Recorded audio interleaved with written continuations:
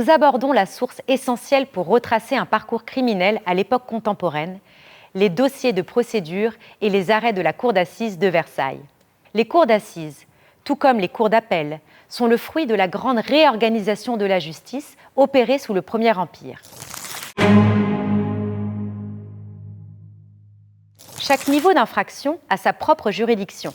Le tribunal de simple police se prononce sur les contraventions, le tribunal correctionnel sanctionne les délits et la cour d'assises, avec son jury de citoyens actifs, réprime les crimes.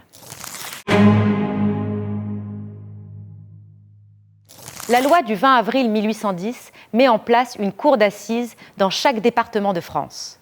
En Seine-et-Oise, elle commence à fonctionner à Versailles dès février 1811.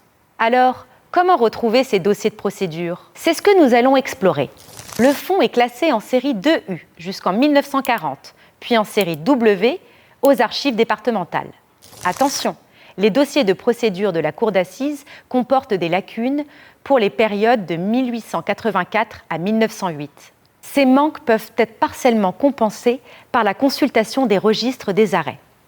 Autre précision, la compétence de la cour d'assises de Versailles s'étendait jusqu'en 1968 à l'ensemble du territoire de l'ancienne Seine-et-Oise. Avant de vous lancer, il faut aussi connaître les délais de communicabilité. Les dossiers judiciaires de moins de 75 ans ne sont pas consultables. Pour être précis, les arrêts sont intégralement consultables dès que l'audience était publique. Les dossiers complets deviennent consultables après un délai de 75 ans ou même 100 ans si l'affaire concerne un mineur. Pour vous aider à retrouver un jugement, les archives départementales ont conçu un outil de recherche en ligne. Pour accéder à la liste des dossiers, dont certains sont déjà numérisés, il faut effectuer des recherches à partir de plusieurs critères. Pour accéder, connectez-vous au site internet des archives, cliquez sur le menu « Rechercher », puis « Archives numérisées », puis « Affaires criminelles et policières en Seine-et-Oise ». La recherche peut se faire sur une commune précise, sur le nom de l'accusé ou par mots-clés. Par exemple, si vous recherchez une affaire portant sur des avortements criminels, vous inscrivez « Avortement » dans la case. L'outil vous donne alors 191 affaires de ce type, que vous pouvez affiner par date ou période. Autre exemple, dans notre précédent épisode, nous parlions des registres d'écrous, et notamment du cas des avorteuses écrouées après la Première Guerre mondiale, dont une certaine Sophie Dupriez. La recherche nominative à partir de ce patronyme permet en un clic de retrouver le dossier de procédure de cette affaire qui concerne au total 4 femmes, dont Sophie Caroline Dupriez, veuve Lambert. Attention, l'ensemble des dossiers n'a pas encore été numérisé. C'est la présence du picto « œil » qui permet de visualiser ceux qui le sont déjà. Les dossiers sont particulièrement riches et pour certains très volumineux, car ils comprennent l'ensemble des pièces de l'instruction. Tout comme les procès de l'Ancien Régime ou les procès révolutionnaires, l'organisation du dossier suit une chronologie inverse. Les documents les plus anciens, ceux qui sont à l'origine du déclenchement de la procédure, se trouvent à la fin. Les pièces contenues dans ces dossiers nous permettent d'éclairer le fonctionnement judiciaire. L'instruction. À la demande du procureur du tribunal de première instance locale, le juge lance une instruction ou une procédure de mise en examen. L'enquête. Pour la mener, le juge peut déléguer une partie des tâches à d'autres personnes, experts, médecins ou juges de paix en tant qu'officiers de police judiciaire. Ces officiers sont chargés de recueillir les pièces nécessaires, rapports de gendarmerie, interrogatoires, auditions de témoins, etc.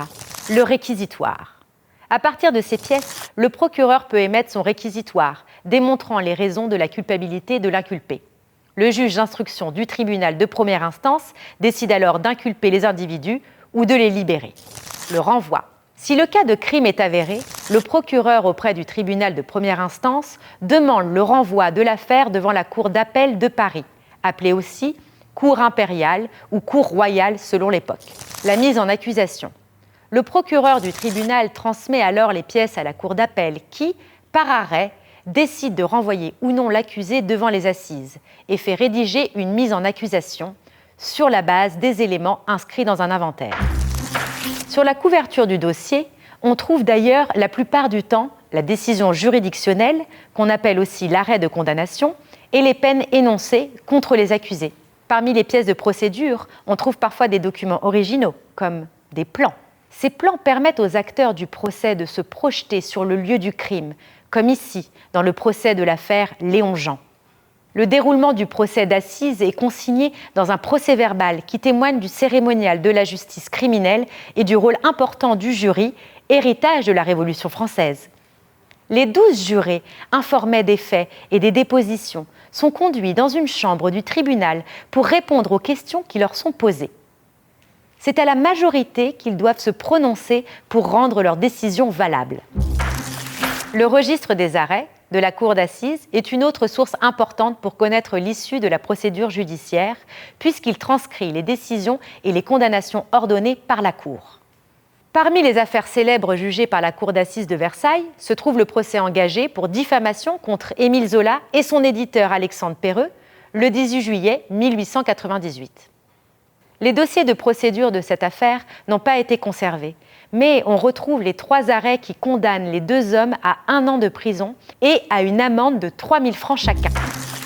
Les procès criminels tenus devant les assises de Seine-et-Oise nous ont laissé une documentation très riche. Elle permet de comprendre un aspect du système judiciaire qui n'a pas fondamentalement changé depuis 1811. Ces documents permettent d'approcher les mentalités d'une époque et les conflits sociaux, économiques ou politiques. Elles forment donc un objet pédagogique passionnant pour construire des parcours de personnages, écrire des fictions à partir du réel et questionner le rôle fondamental de la justice et du citoyen au sein de l'État démocratique.